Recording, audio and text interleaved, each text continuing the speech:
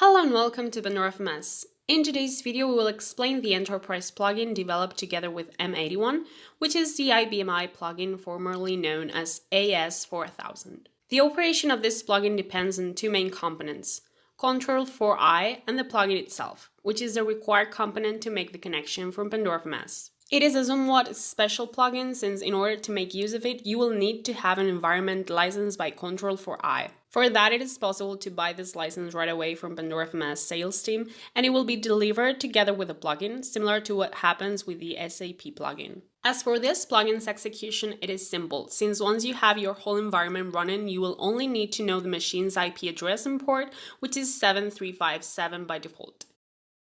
To be able to use it, first go to the modules library where you may access it from your Pandora FMS console, enter IBM-i in the search engine and click on more details in the only search result. In the tab that opens, you may download the plugin in executable format to later retrieve the content using unzip and have the plugin and the .conf file, which includes the custom queries that the plugin's execution will perform. Once you download and locate it, retrieve its content.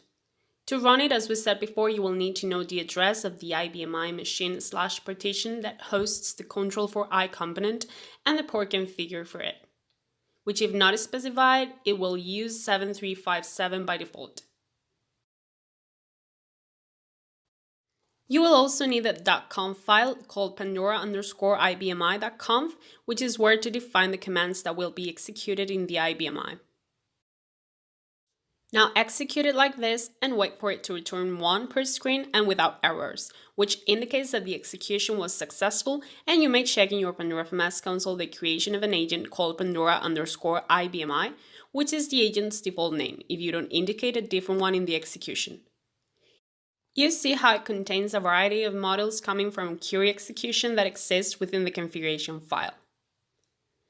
Finally, go check out the manual execution using the command to be executed on the same terminal line, executing in this case the file check_control4i.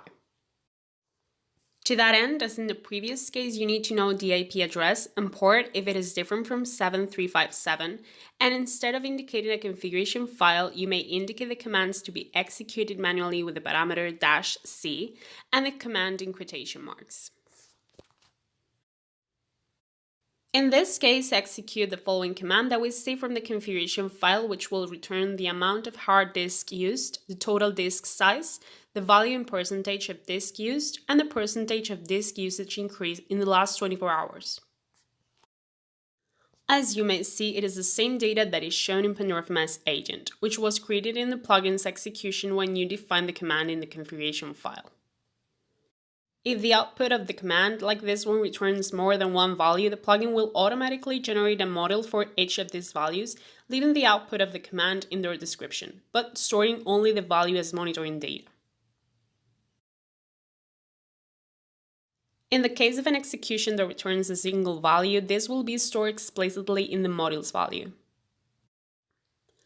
As you may see, the plugin will allow you to do a huge amount of checks on an IBM-i system using a native IBM syntax and allowing the administrators of these systems to request in a simple and intuitive way the specific monitoring that is required for each case and represent it in the tool in the same way as any other standard metric, being able to integrate these metrics generated by the plugin, alerts, reports, services, event correlation, or any other advanced Pandora FMS feature. And that was it for today's video. Don't forget it, if you liked the video, smile, give it a thumbs up, and subscribe. Any suggestions, questions, or ideas, please leave them in the comments below.